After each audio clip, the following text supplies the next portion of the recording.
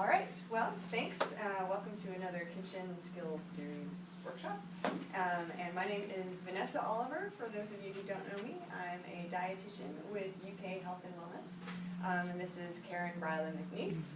She's also a dietitian at UK Health and Wellness. And we've been offering these periodically for, this is our second semester now, I guess. So if you have any ideas for topics, we are happy to hear them, and I'll be sending out a form at the end, probably tomorrow, just so you can tell us what you think. So look for that email and the evaluation link. All right. And today we're talking about smart snacking. Okay. And we chose this topic because a lot of people ask us this during our consults. You know, well, should I snack? What are some good snacks? I snack all the time. You know, and it's hard to find that kind of balance between what you think you know, what you think you should do. So I'm wondering, what do you guys, do you have any sort of questions straight off about snacking or anything that you had been thinking about before you came in? All right, do you think it's a good thing? Yeah? Yes. All the time? Sure. Yeah? Yes? All right, okay, good. I mean, they can certainly work for you, right? But what you want to do is make sure that you are choosing nutrient-rich foods. So you're not going to the vending machine and getting a honey bun, right? Yes, that is technically a snack. But is it one that you should take all the time? Probably not, okay? You want to look for snacks that contain foods from all the different food groups. So grains, vegetables, fruits, protein, dairy, okay? These snacks, these types of snacks can help boost your energy between meals. They can supply essential vitamins and minerals, and there's certainly a place for them in a healthy eating plan, okay? But it is important to choose wisely. So you want to think of snacks in the following ways, all right? Think of them as mini meals that contribute those nutrient-rich foods, all right? You can fit these snack calories into your personal healthy eating plan. It's not extra, okay? They still need to fit into that daily plan, all right? And that way you're not going to overspend your caloric budget, all right? If you want to think about your calories as a budget plan, those snacks need to fit in there. Do snack only when you're actually hungry, okay? Does anyone find that they snack at other times? Yeah, when do you snack? Anytime. All right. Any sort of emotions that go along with snacking or feelings? Stress, boredom, right? Yeah, and we find ourselves reaching for food, okay? But if you're bored, if you're frustrated, if you're stressed out, are you going to be making great choices with those snacks? All of those nutrient-rich snacks I just talked about? Probably not, okay? You'll be looking for something else. So when you do find that your snacking is tied to your emotional state, okay, try to skip that urge to snack and maybe do something else instead. Maybe you take a walk, whether it's around the hallway or around your block. Maybe you can work outside, maybe you can call a friend, okay? But you want to keep your snack times to times when you're actually hungry and eating that food. Do you want to keep portion control in mind?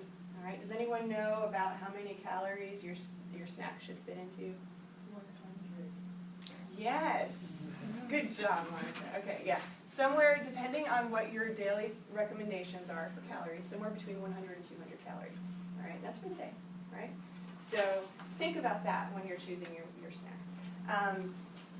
You can help yourself do this by maybe choosing from single-serving containers, all right, or pre-portioning snacks ahead of time, and we're going to work with that in just a few minutes, okay? But these things can help you keep those portion controls in check.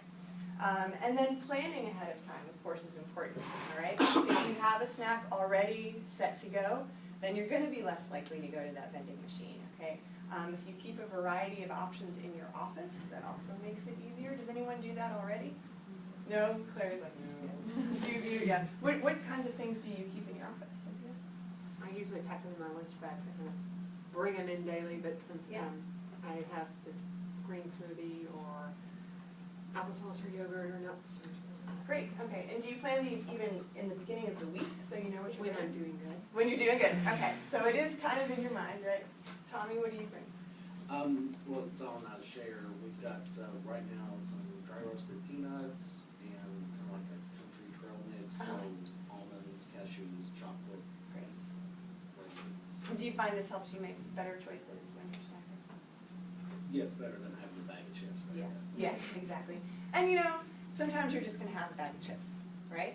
So what do you do with that bag of chips? Do you have the big bag of chips and you just dip your hand in there for the, Get a single serving. right. Get a single serving, make sure that the bag that you're eating is actually a single serving, right?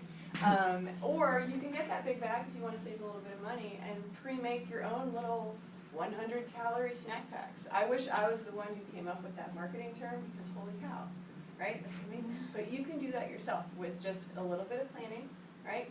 And knowing exactly what comprises the calorie amount that you're looking for. Some foods that make really quick, healthy snacks, to be more specific, maybe yogurt, string cheese, okay, low-fat microwave popcorn. All right, that's always a good one, and then you'll have all these people show up at your office, right, because they can smell it. Canned fruit or applesauce in single-serving containers, so you want to look for unsweetened applesauce in that case. Raisins and other dried fruit, maybe some whole wheat crackers or whole grain cereal, whole grain pretzels, flavored rice cakes, nuts, baby carrots, cherry tomatoes or other easy-to-eat vegetables like sugar snap peas, celery sticks, okay? Really, it depends on your preference, all right? And all of these are good choices, but again, you want to think of that portion control for the ones that have slightly higher calories associated with them. So to sum up, essentially, right, you want to plan ahead. You want to avoid mindless snacking. Know what is in your snack, all right? And realize that these snacks should be part of, not in addition to, your regular intake, all right? Find healthier substitutes for those high-fat, low-nutrient snacks like the giant bag of chips. Be prepared and keep those healthy snacks available like Tommy and Cynthia were talking about. And make your snacks interesting, all right? So I mentioned rice cakes, for example. How many people find rice cakes interesting? Okay, fair enough, right? Now what could you do to make that maybe a little bit more interesting? Or what would be an interesting snack for you? And this is going to be different for everybody, all right? But don't feel like in order to have a snack you have to be like joyless and just chewing on this puffed air kind of thing, right? That, you know, that, yeah, you feel like, okay, I'm doing the right thing here, but I'm not happy at all. Make it interesting, make it something that you actually want to eat, all right? Like trail mix, for example, and we are going to make some trail mix here today.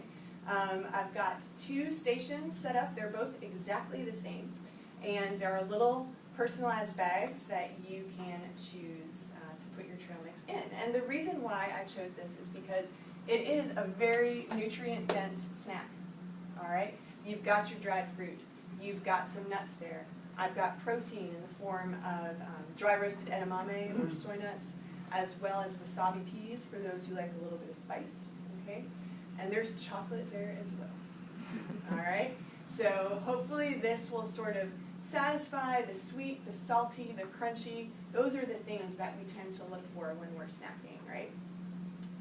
All that being said, these are healthy foods, but do you want to eat it by the handful? Maybe not. Does anyone have a good idea of what a portion size of trail mix might be? I'm seeing some hands. That's a good way to sort of look, right? Okay. So for a higher nutrient density snack, and that also is a higher calorie density, so it's got more calories associated because of those nuts, because of those dried fruit. You want to keep that snack choice to about a quarter cup. Quarter cup. A handful. Yeah, if you're cupping that hand pretty well, and we're just looking right in the bowl of your hand, okay, not, right? Okay. So that's where it really comes in handy to put it in a small bag, okay? And those are the bags that we've chosen for you today. And that quarter cup is going to run right around 150 calories. So it's right within, yeah, it's surprising, right? Now you can change that a little bit by maybe, you'll notice one of the choices I've got today is puffed millet, okay? So this is a whole grain cereal.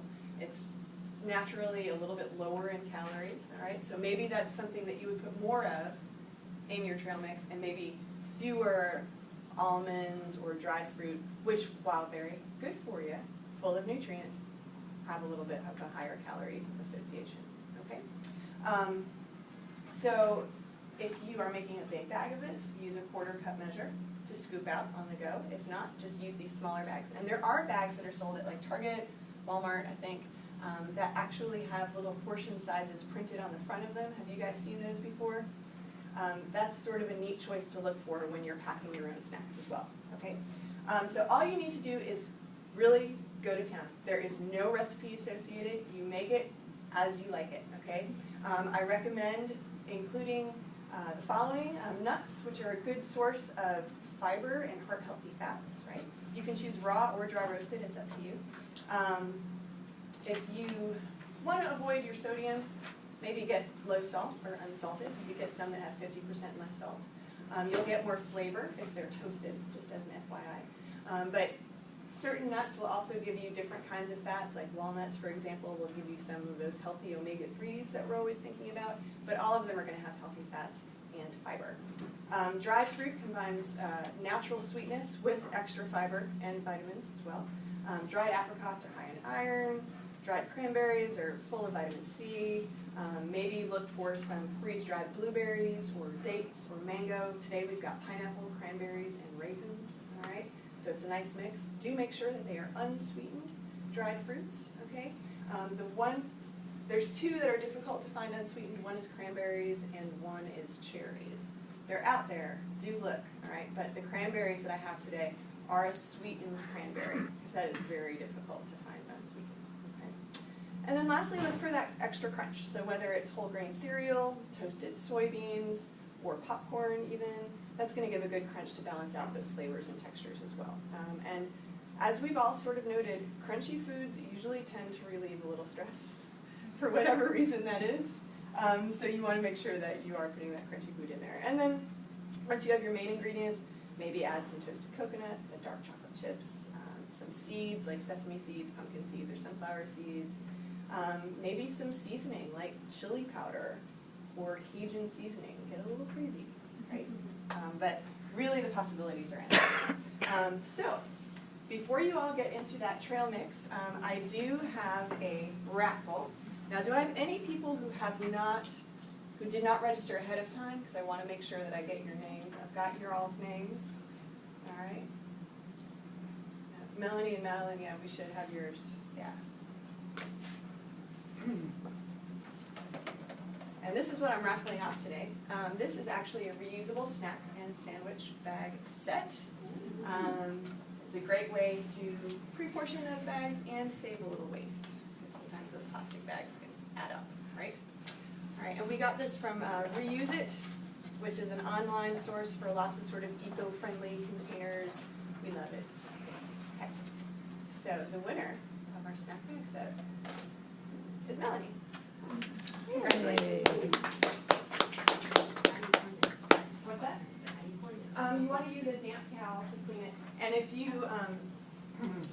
you do want to line it with a plastic bag, I mean you can as well, but they are pretty cute, and we've given them out as presents before. So you're welcome.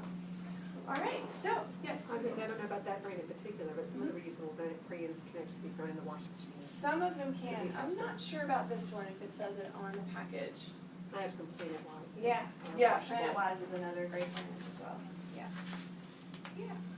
All right, any questions for me about snacking or times of day? Do you recommend buy those pre-made snack bars? They always say they're high protein or high something.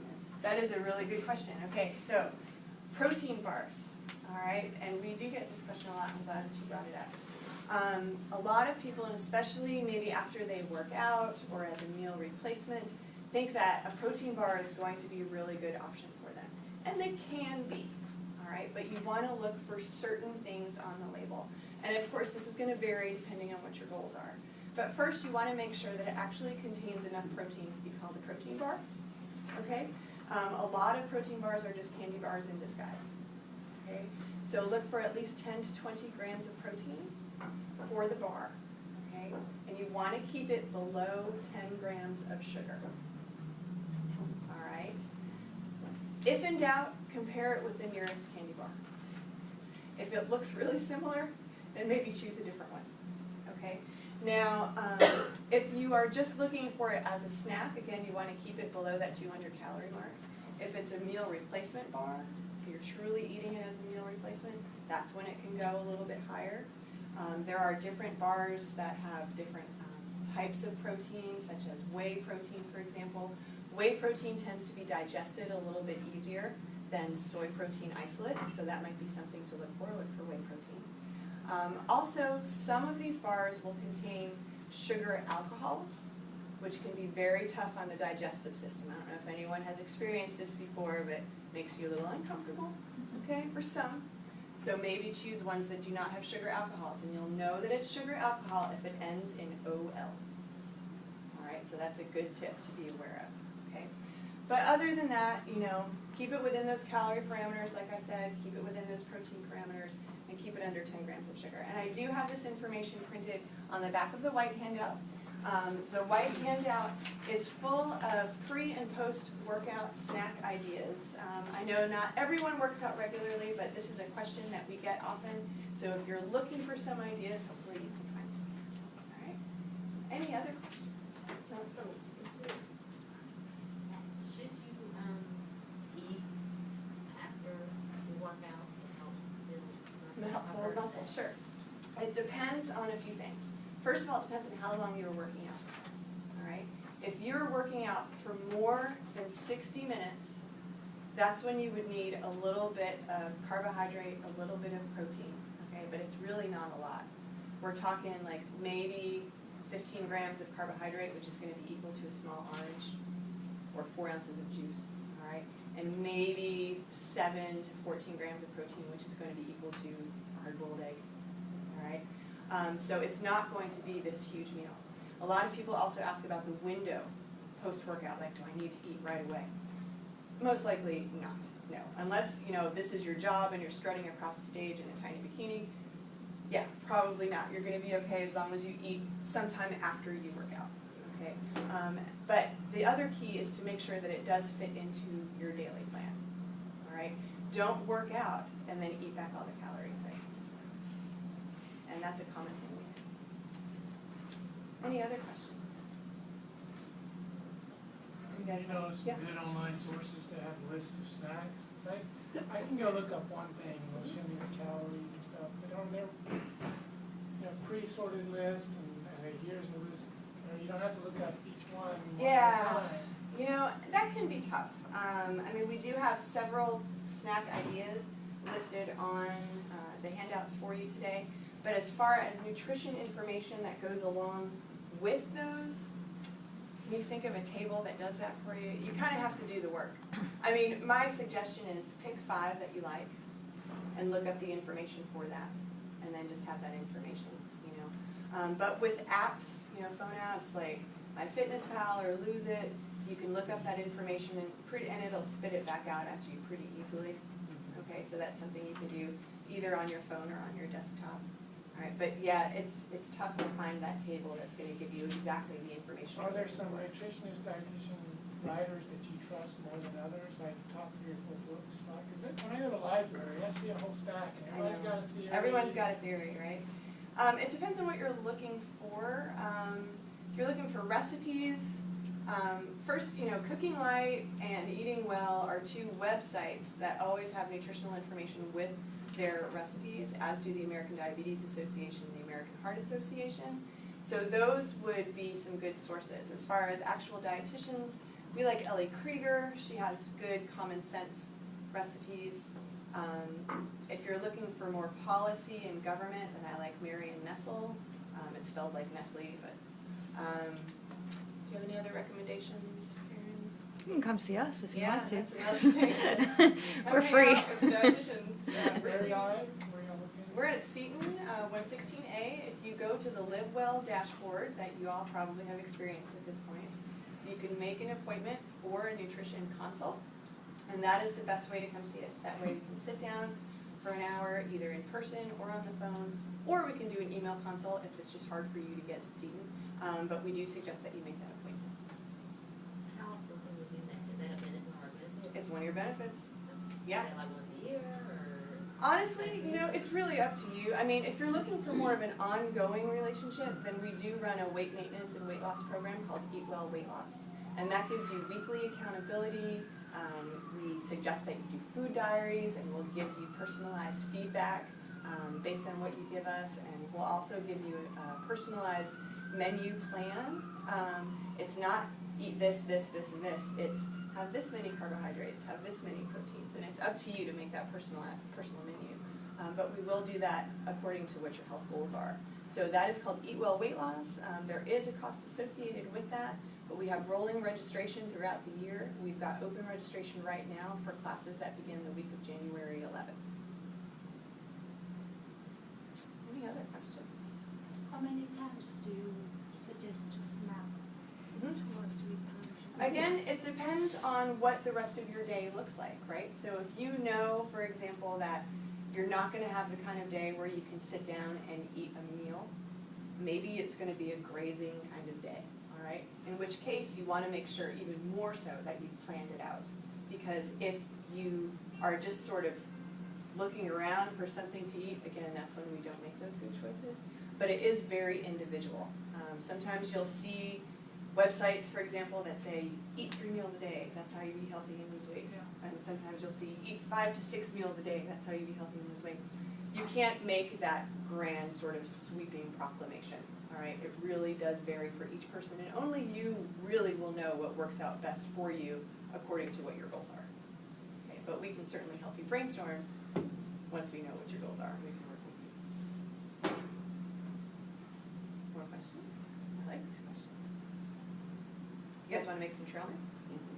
All right, so I'm set up there in the back. You can see everything is labeled. There are spoons for you to spoon into the little bags, so feel free to go to it. If you have any questions, Fill up that little bag? you can fill up that little bag, but it is going to be more than a quarter cup, so that's going to be a couple servings, all right? So keep that in mind. And you can, like I said, there's no recipe. Just go on and make it how you want it. I think it's going to look really pretty.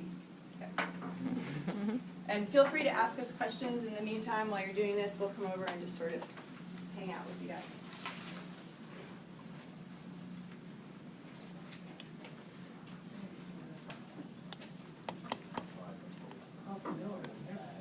What's that?